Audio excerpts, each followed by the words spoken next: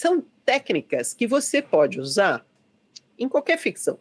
Então, veja, coloca um problema rapidamente, logo no começo, para um protagonista que até é capaz de resolver, mas ele tem que sambar para resolver aquilo lá. Logo em seguida vem mais problemas e você não entrega tudo, quer dizer, a situação não está clara, ela vai se delineando muito aos poucos. É devagar que as coisas acontecem rápido, mas é devagar que o protagonista e o leitor vão entendendo quem fez o quê, por quê, o que está acontecendo. E isso, qualquer que seja o mistério, tem que ser resolvido até o final, tá? Você não pode terminar o livro sem explicar quem fez o quê. Mas você pode ir entregando aos poucos para a pessoa ficar curiosa de querer saber. É uma boa tática para tudo. Você pode usar para obra romântica, você pode usar para obra de aventura, você pode usar para obra de investigação científica. E coisa acontecendo, problema, e aos poucos é que vai se constituindo um cenário. Sendo mais interessante ainda você ser matreiro, como escritor, como escritora, de dar pista errada, né, crianças? É ótimo fazer isso. Então, sei lá, comecei a ler agora um que me disseram que é um suspense, um nacional. Depois eu conto para você se é bom. Ó. O Beijo do Rio? O Beijo do Rio, do Stefano Volpi. Muito bem recomendado, me disseram que é um excelente suspense. Vamos ver. Mas ele começa, por exemplo, com o assassinato de um fulano chamado Romeu, que está numa peça gay. Então, ótimo, já começa. A primeira cena, o Romeu já morre. Ótimo, bom começo. Excelente. Então, eu não sei o que vai acontecer, porque eu não li ainda, mas veja. Evitando rimas, né? Mas o Romeu se deu mal, né? Bastante mal. O Romeu se deu mal. Eu acho que ele não vai ser morto, ele não vai ter sido morto por causa de homofobia, porque essa é a primeira coisa que você pensa, né? Então, ele montou uma peça gay numa cidadezinha pequena, e aí ele morreu, a primeira coisa que você pensa, alguém matou porque ele está fazendo um negócio gay. Se o autor for matreiro, ele vai fazer quem lê pensar nisso, e não, a razão vai ser inteiramente outra. Isso seria muito interessante. Vocês entenderam? Você dá a pista de que é um negócio e você leva para outro lado. E a pessoa que está lendo, pô, me enganou. Mas é bom. Olha, o Juezo está falando, gosto muito quando a história tem mais de um núcleo. E o capítulo termina num momento tenso, e no capítulo seguinte troca de cena, indo para o outro núcleo, nos deixando ansiosos. Isso também é uma tática que as pessoas têm usado muito, tá, Joeso? É excelente, contanto que você coloque tensão em tudo. Você não pode deixar nenhum frouxo.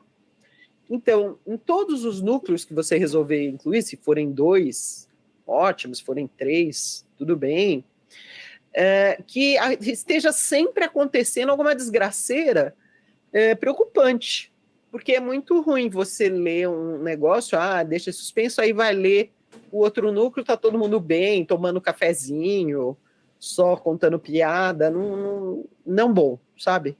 Quebra e não mantém o interesse. Então é legal você se preocupar em fazer coisas acontecerem, coisas fortes, coisas preocupantes, que o leitor fique preocupado, né?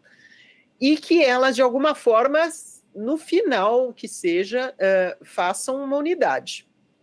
Que não seja gratuito essa história desses vários núcleos, né? Eles têm que estar conectados por alguma razão. Você pode não, inicialmente, a pessoa nem saber, mas tudo bem, lá no final ela descobre qual é a conexão entre os núcleos. Todos os personagens precisam polemizar ou só o protagonista em um suspense? Se o problema do protagonista for realmente infernal, pode ser suficiente. O que as pessoas usam muito, né? pelo menos no gênero suspense. O que eu estou falando, a técnica do suspense você pode usar para qualquer gênero, mas o gênero suspense, que é um gênero em si, as pessoas costumam muito usar acontecimentos radicais, né? Por exemplo, uma pessoa desaparecer, uma pessoa ser assassinada, várias pessoas serem assassinadas, né? Serial killer é terrível para criar tensão, né? Então, se o problema for, por exemplo, assassinato, pode ser um problema de né? Ter que investigar, ter que resolver, e quem está lá no entorno ou ajuda ou atrapalha, mas não necessariamente precisa haver outro problema, né? Mas se você vai contar de vários núcleos, que era o que o Joeso estava perguntando, aí sim, é preciso que haja tensão e problemas em cada núcleo, tá? Então, se for uma linha só, com um protagonista, pode ser só ele com encrenca. Mas se forem vários núcleos, todo mundo, pelo menos um em cada núcleo, precisa ter uma encrenca. E, gente, as encrencas, elas precisam ir em ordem crescente, vocês lembram, né?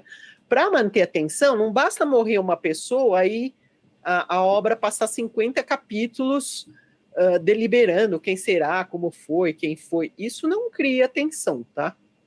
É preciso que, ao investigar, por exemplo, ou ao ir atrás, ao ir conversar com as pessoas, ir atrás da pessoa que desapareceu, qualquer coisa que você tenha colocado como problema inicial, surjam outros problemas, né? O comum clichêzão, né, é, por exemplo, alguém investigar a morte e o vilão tenta assassinar o próprio detetive. Isso é muito comum, né, nas histórias. Ou então, quem está próximo do detetive, o detetive está pesquisando, morre mais uma pessoa, né? Então, isso aumenta o problema. O problema inicial era um morto, aí passa a ser 2, ou 3, ou mais de um. Aí vem a mídia, aí cria tensão. Aí vem alguém que mente, e aí precisa descobrir por que aquela pessoa está mentindo, etc. Quer dizer, mas vocês entendem, né? Para manter a tensão, é preciso que continuem a acontecer problemas. Isso, por favor, introjetem, tá? Porque eu tô cansada de ler originais que começam com um bom problema, mas tem aquela tradicional barriga, ou seja, nada acontece no meio, que é muito ruim.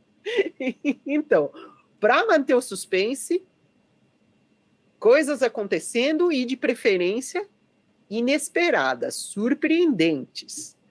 Uma técnicazinha que o pessoal que escreve suspense sugere você começa a delinear uma ação, aí você para, lê e pensa. Como leitor, você pensaria o quê? O que vai acontecer a partir daquilo que é dado? E aí você leva para outro lado. Tá? Então, você como leitor está tendo a impressão, né, que a sua história vai desembocar, sei lá. É como eu estava dizendo, né? De repente aqui vai desembocar no Romeu ter sido morto por homofobia. Não, leva para outro lado. De repente a menina que sumiu, ela foi assassinada. Não, ela não foi assassinada. Ela, na verdade, foi ela que matou, sabe?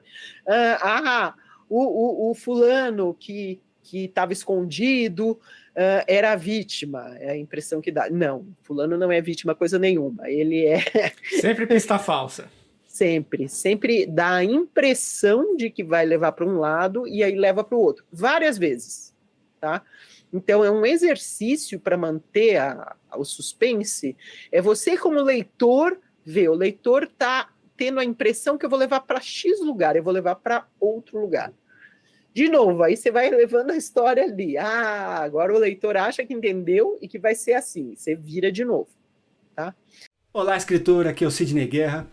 E eu sou o cara que vai fazer o seu próximo livro. Vou fazer a capa, a diagramação, a revisão, a impressão. Vou entregar o livro pronto para você. Para saber mais, dá uma olhada aqui embaixo na descrição desse vídeo.